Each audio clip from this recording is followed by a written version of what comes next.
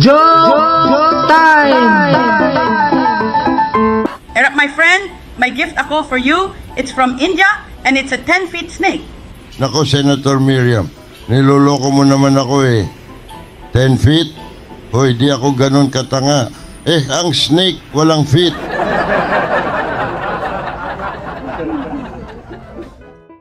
Joke time! Parang Erap, kailan birthday mo? April 19, birthday ko, Senator De La Rosa. Ano naman, taon pa rin Erap? Siyempre, taon-taon. Itong si Baton, niloloko ako.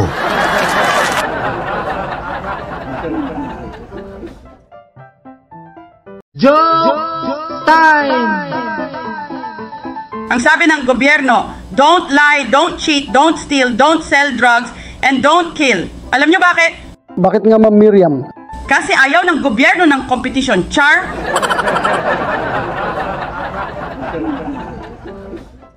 Joke time!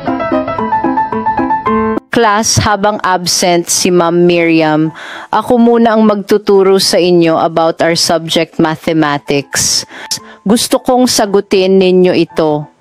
Kung ako ay may 3 anak sa unang asawa, 7 sa pangalawa at 2 sa pangatlo, meron akong...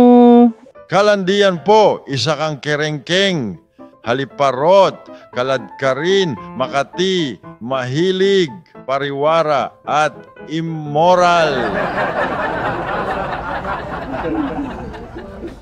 Joke time!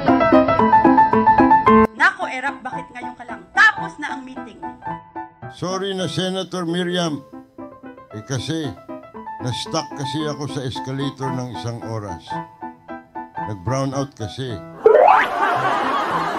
Yan, kaya ka na-impeach eh.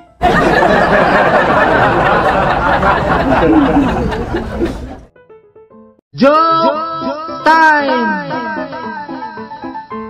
Nag-away na naman kami ni Mrs. Oh, nako, sinong nanalo?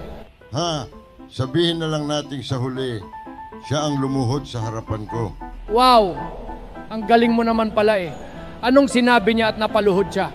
Sabi niya, hoy, lumabas ka dyan sa ilalim ng kama. Problema. Hay nako. Wala yun pare, tumigin ka na lang sa akin. Nako, Erap, please lang wag mo na dagdagan problema ko. Bye.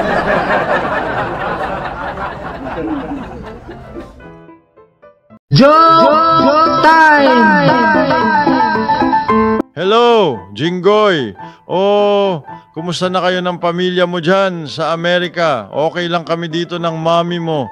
Oy, maalala ko, wag ka na magpapadala ulit ng moisturizing milk, Hano. Di ko nagustuhan eh, napakapait ng lasa. Sa anong hayop pa nanggaling ang milk na yon? Nasayang lang tuloy, panis na yata. Joke time! Manong, kumusta ang preno ng sasakyan ko? Nagawa mo na ba? Kailangan ko na kasi magbiyahe agad-agad at medyo malayo-layo ang tatakbuhin ko eh. Naku sir, pasensya na. Di ko po nagawa agad ng mabilisan eh. Kailangan po ng habang oras dyan. Di bale sir, nilakasan ko na lang yung busina nyo. Yan lang po ang magagawa ko ng mabilisan eh. Sige po sir, happy trip. God bless.